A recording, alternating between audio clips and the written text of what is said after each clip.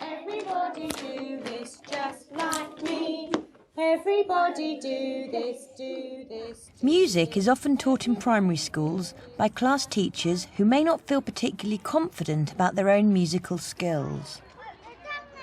With 10 years' experience teaching Key Stage 1, Louise Harvey-Wells still finds managing music in the classroom a challenge. In this programme, we follow Louise as she works with her new Year 1 class on 2 music lessons. Music can be very daunting, especially if you're not a music specialist or have any musical interest whatsoever. Good morning, Josie. But it's the fear of the unknown and this worry that you don't know enough about it. Good morning, Mrs. Harvey-Wells. They've just come up from the foundation stage reception. You can't expect to do a half-hour, 40-minute lesson. So what I generally tend to do is break it down into shorter sections. So quite often they don't even realise that we've entered into a music lesson. We're having a fun time using rhymes and rhythm, songs and actions. There to support Louise in her planning is music advisory teacher for Kent, Helen McGregor. She's going to sit in on the lessons. Then both Helen and Louise will watch them back on video and reflect on how the lessons went. She was concerned that she wasn't even started on the curriculum, so we talked about how she might get started on that. And she chose a particular unit which is exploring sounds. It's one of the QCA units of work. I think it might be a good idea just to restrict it to hand sounds. Right. It encourages the children to find sounds made with their hands, and she thought this was an interesting way in. And to actually have lots of formal lessons is going to be hard for them to cope with and also to manage as well. But she was nervous about presenting this as a lesson. Smart superstars. She decided to take the children into the music room where there was a space for them to sit in a circle, because then she had eye contact with everybody in the class and they had eye contact with her and with each other, so they could clearly see what individual children were contributing, which helped them to focus and listen. That's it, we can get everybody in a circle. Lovely. Stop there, stop. They were brilliant at making a circle because they just came in, they stayed in order, they made their circle, they made it look completely effortless. And it helps when often you give them, when you come up in pairs and then they hold on to somebody's hand. They can't do it with, you let go of hands and they can't do it. Okay, can we wiggle our fingers, make sure we're awake. Wiggle our fingers because we're going to need our fingers this morning. Can you wiggle them up high? When we do PE, we warm our bodies up, don't we? And we get ready. So we're going to warm up our voices. Everybody do this, do this, do this. Everybody do this just like me. We started off with a song that I regularly use to focus them in and to get their attention. So they know that as a structure. After that, they're sitting ready, prepared for whatever comes next. Do this just like me. Right, now, we're going to continue what we've been talking about before, about sounds and the different sounds that we can make using our bodies. We've been doing a bit on that before, haven't we? And then I needed to remind them that we were doing the sounds and then start thinking about how we can diversify, not just using clapping, but how we can use other forms of hand sounds to make rhythm. They're always doing something with their fingers. So to actually legitimately playing with your fingers is obviously beneficial. Can anybody remember some of the sounds we made with our fingers and our hands? Jake's sitting so beautifully. Well done, Jake. That's a good one. Well done. Now let's see if we can find another one. Molly. Yeah, Molly remembered the scratching. She's remembering that it actually go downward movement strokes rather than the upward strokes. The upward strokes don't give the same sound. Oh, that was your favourite one, wasn't it? Ready?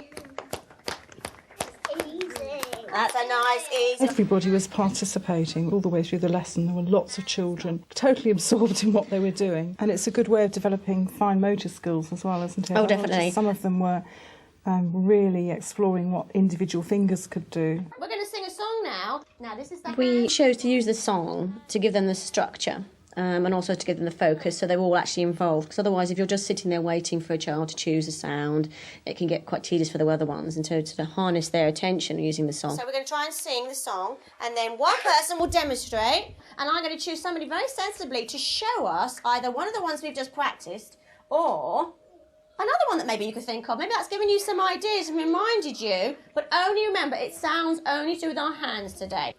1, 2, 3. Hands can hold and hands can squeeze. Hands can... Point here about starting songs off. Hands can hold and hands can squeeze, hands can rest upon your knees. It's actually an account of 4. So it doesn't So fit. to count in 3 gives them a sort of false sense of what's going to happen. You might want to just say, ready and hands can hold, so that you've got their attention, they've got the start note, and you go straight into the song. And you can use that for any song. Can your hands make trick? Have you got a sound for us that we could make? You want that one? All right, so we're going to sing the verse and then we'll add your sound on the end of it. Ready? Hands can... It's got a very repetitive rhythm and melody, and also gives them a nice pause, so they're on within bated breath as to see who's going to be chosen. It gives them a very secure structure, doesn't it? They know what's coming next. Can our hands make... Right, we're going to have one more go. Brandon, have you got a sound that we could do? Flick, flick. Ready? No, not flicking our head, Charlie. Because we're only using our hands. Wait, hold on. I'm waiting for people to be ready. 1, 2, 3. Hands can hold and hands can squeeze. Hands can rest upon your knees. Hands can clap and hands can shake. What kind of sound can your hands make? Let's make Brandon's sound. Ready? Well done. We're going to play memory game now. We're going to build up a pattern with our lovely sounds that we can make, all right? I'm going to choose Georgia first. Can you think of a sound that we can make? It doesn't matter if it's one we've already done. Click. So we're going to remember Georgia's one, and now we're going to see if we can add another one. Jack.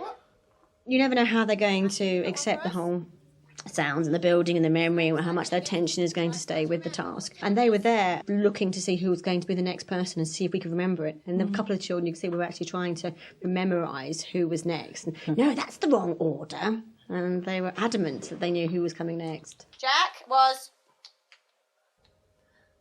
Matthew was... Paul? Oh, Paul is being very clever. He's not just using the palms of his hands, he's using this bit here.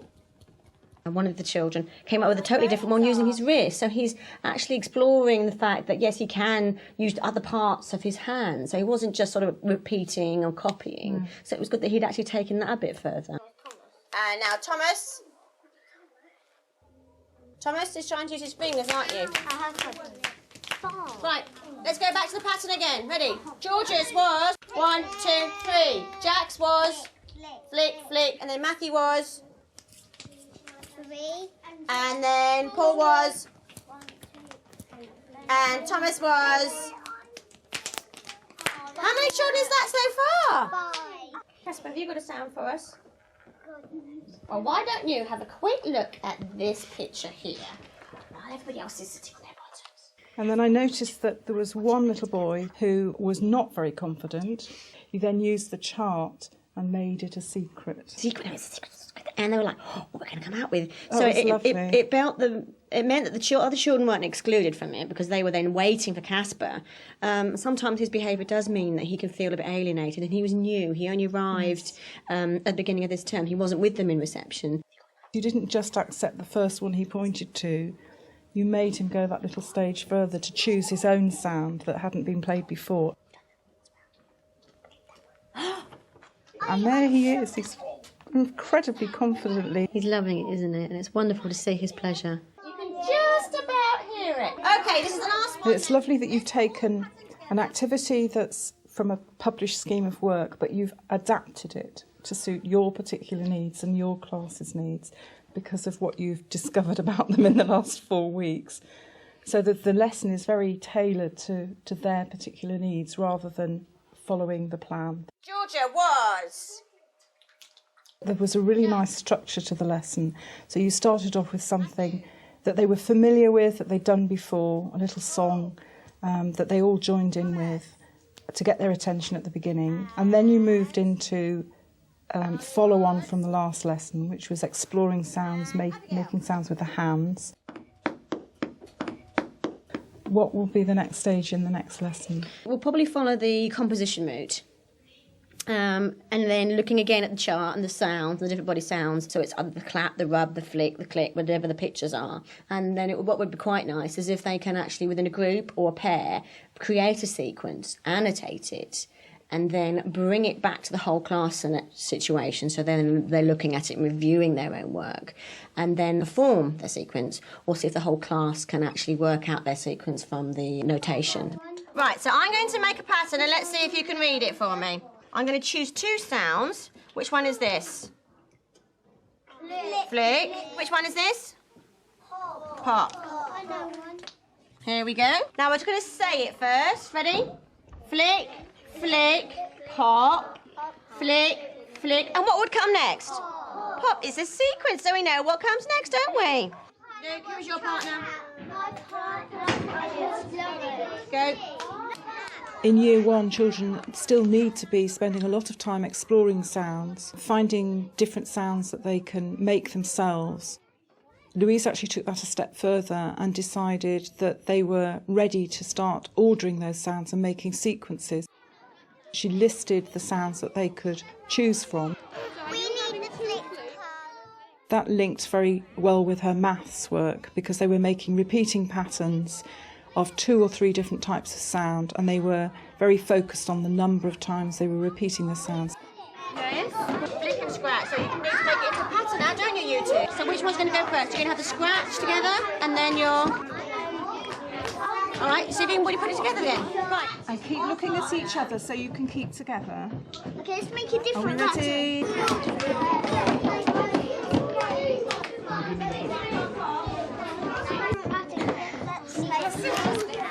Tap, tap. Oh, that's clap. Oh, you've definitely got it right. They're building up the idea of being able to read a piece of music, notate a piece of music, and they're ready to do it in year 1. They could be doing exactly the same sort of activity in year 6 with much more complex sounds, with rhythms perhaps, with melodies. But there it is already in year 1, established. So I think she was very brave to take it on that stage, and the outcome was absolutely fantastic.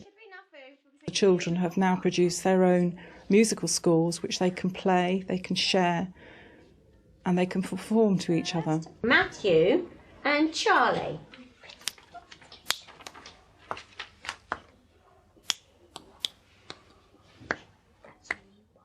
Give them a clap. How brave are they? William and Abigail. Right, ready? 1, 2, go. 1, 2, 1, 2, 1, 2. Well done. Music has to be hands-on, especially for small children. So to let go is very scary for a teacher. You don't know what you're going to end up with. You could end up with a rat on your hands. Which do you start off with, a pop or a clap? Pop. A pop. So you're going from this side. It's left-handed music here. Pop, pop, clap. I think generally teachers are nervous about music because it makes a noise, and the noise level can be quite high sometimes, especially if you're using instruments. But if you just apply your normal classroom management strategies to a music lesson, it can work really well. Which 2 sounds have you 2 chosen for your score? Tap and clap. Right, how many taps are there? 2. And how many claps are there? 2.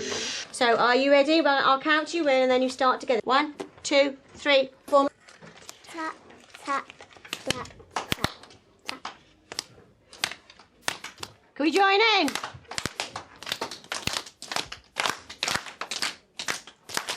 Can we get faster? Keep together.